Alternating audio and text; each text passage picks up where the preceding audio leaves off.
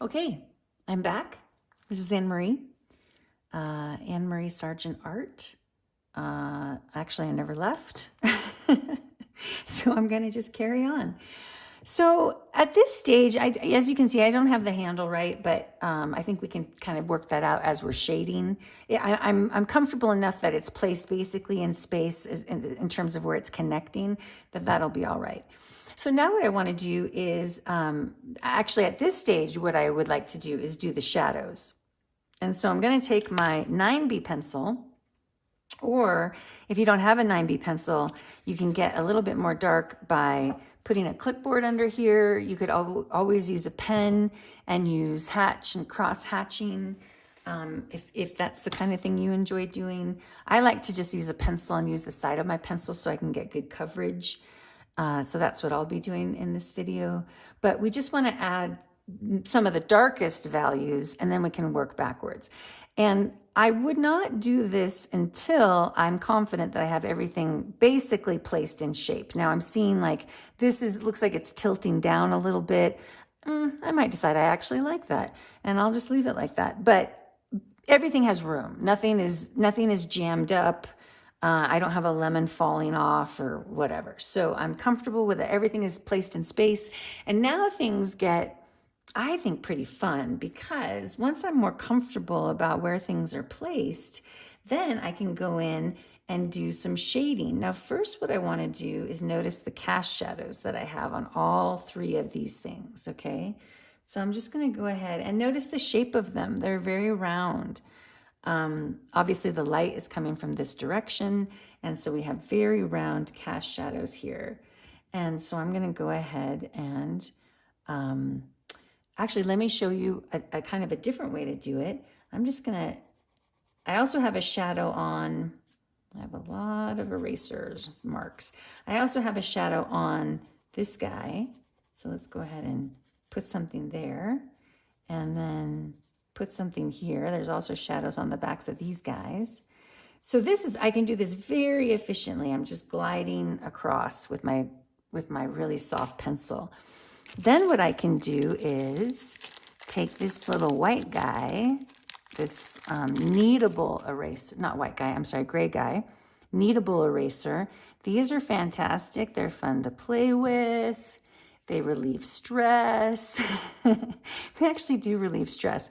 And part of the reason is because you can, when you have like a dirty pencil part, you can knead it around and get to some clean part.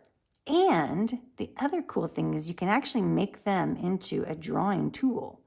So you can make like little tips and stuff and then draw something. So I'm noticing that there's space in between this and this lemon. So I'm just going to go in there and kind of erase that out.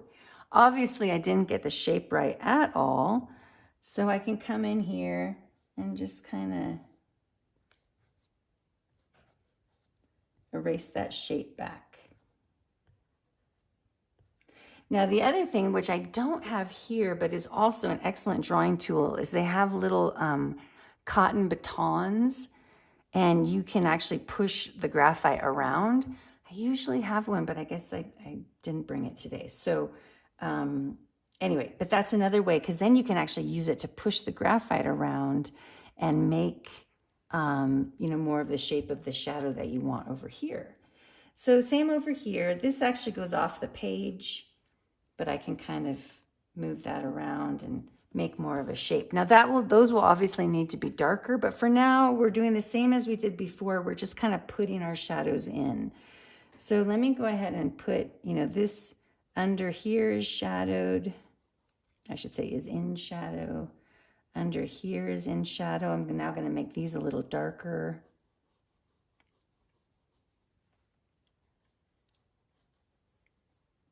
Now, when I'm doing it up here, I'm doing it more in the direction of the shape of the object because that's how the shadows is hitting it.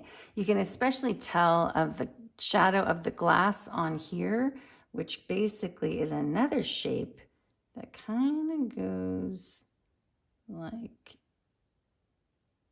it's almost like a ribbon. Yeah, like that. So let's go ahead and put that shadow in there. I'm just seeing shapes, you know, that's all I'm doing. Then I see this shadow is darker on the lemon, but it's also a little more bumpy because of the texture of the lemon. So maybe I'll go ahead and do some kind of circles. Don't worry about the details of the lemon. We can get that later. Do some more circles up here. I'm still holding my pencil super light. I'm gonna roll it over so I get a little more graphite here. Yeah. Maybe go up a little higher and soften a little bit. So we have those. And obviously these have hard lines, but for now, we'll just leave it a little softer. We're just kind of placing all the shadows in space. Now I see a little bit more of a shadow coming over here, but it doesn't go all the way, which is kind of interesting. I don't understand how the light's hitting it, but I'm an artist. I just look at shapes. So I see yellow there, so I'm just gonna leave it. And then we have much darker on the back of this, but you'll see that it doesn't really start getting dark until there. And I don't have a proper line here. Well, that will work a little better. Maybe I'll go in a little bit harder with that. And then I might be able to clean that up later, either with some white or an eraser. But basically I want shadow all the way down on the back of that. And probably a little bit more here. Okay. And then we could look at this glass and, you know, whether or not, if you want to do the rim of the top, just notice that there's a little bit of blue right here. And so let's make another ellipse. And that's where your gold would be.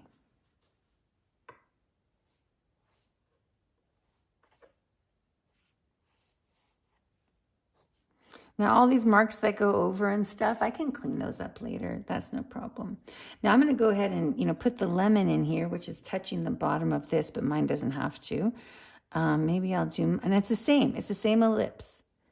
Same glass, same ellipse. It's just that this one happens to be a lemon. And then I can just use that same shape to do kind of the pith and then all that stuff. Yeah. Okay, then we have kind of the bottom of the glass here.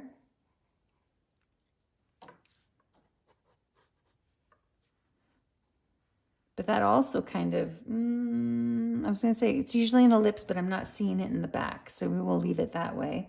And then you'll notice that there's like some dark shapes down here. And again, you can decide how much of that you want to put in. For now, I think I'm going to give my lemons a little more definition. Now, they're definitely circular. That's true. But they're not perfect, or at least they shouldn't be if they're lemons. And then I may even, let's see, how do we tell that there's the little nubbin coming out here? I see kind of a little different shadow under there. And then maybe a little bit shadow here. And then there's like a little dot there. And then I see, actually I'm gonna go back to my 4B pencil now. I just see like just a hint of a shadow on the top of that. Now, I don't know if you can see that. Now I'm getting into my drawing, so it's harder for me to, you know, do it dark enough. But basically, if you look at the photo, you will see there's a tiny little shadow right there. And then there's actually a little highlight right there. So that would be a good place to use, if you were painting, you would use a little white wax birthday candle, which I have handy right here. And you would just make a little mark here showing that highlight. And the wax will resist your paint, and then you have a highlight. We would do that here. We would do it here. We would maybe do it on some of the metal there. We'd do it on the lip here. We'd do it right here. Anywhere, we'd do it right there. Anywhere where I see the white highlight, it's those darks and lights that really make art come alive. So that's how we would handle that. Now the lemon behind is a little easier because it has this little pit thing that is a little more recognizable to us. But again, I'm just noticing that there's a little shape back there, kind of like that. And then it's kind of all shaded. But that's good. I'm still using my 4B pencil, so let me go back to my 9B pencil. And I'm just going to accentuate some of these dark lines. Now, at this stage, I probably won't pay as much attention to the photograph because I don't really care about the photograph now. It was a wonderful reference and it got me going on these beautiful subjects. But now I kind of feel like, okay, now I'm kind of ready to do my own thing and make sure that this picture kind of comes alive in the way that I want it to. So I would need to refer to the photograph more for those shapes. But let's just, you know, kind of finish our lemon here.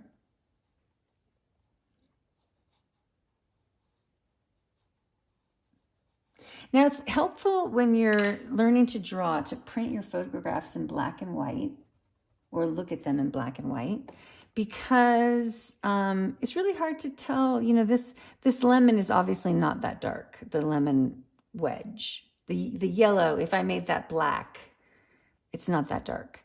And we can add a lot with color, but sometimes it's hard to tell what the value of a color is compared to the value of another color. So printing it in black and white can be super helpful for us developing our skills.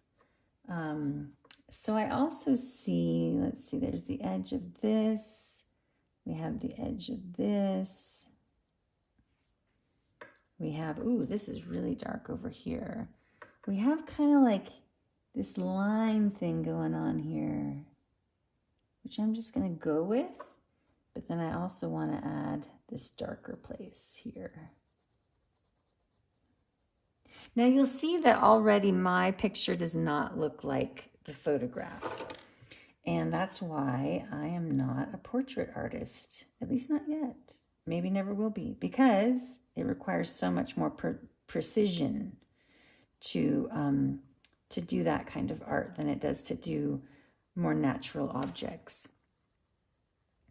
So whenever you see somebody or meet somebody who does portraits, bow down in reverence. But for us mere mortals, you know, this can be a really nice thing to do. And, you know, as we continue to work on our skills, we can get better at those other things too if we want. So now I'm just kind of looking at, you know, where do things need a little more definition? Where do things need to be darker? Now, keep in mind, when I'm doing my shadows around these objects, I'm going in the direction of the objects a little bit more. When I'm doing my cast shadows, those are just flat. Those are just, this object is hitting this table and it's a flat, how do I say this? The surface is flat, and so, oops, excuse me. The surface is flat, and so the shadow is flat. But this little spot here would be darker. And how do I know that? Because I've been drawing for a while. And that's why I think students have more fun painting if they do a little drawing first. Now in the photograph, there's a little light space in there, but I didn't get that in with my objects. So I'm fine with this. I do need to do a little bit more. This doesn't have much 3-dimension. So let's put in some dark there and make this a little bit darker. The inside of this picture. And I see a little bit more. Now, if I painted this, I probably wouldn't even draw this line. I would just paint up against it. And that would be, the blue would be the line, which would be, you know, fantastic. This beautiful blue, beautiful shape. Okay, one of the things I feel like this really needs is to figure out, oops, oh boy. My sideways pencil is not It's not serving me right now. I'm sloppy and all over the place. So that would be a good time to get my kneadable eraser. And if I haven't done that too dark, which I maybe have, I can go along this edge, the edge, the edge of the handle, and get some of that back up. And then we can even do a little more cleanup.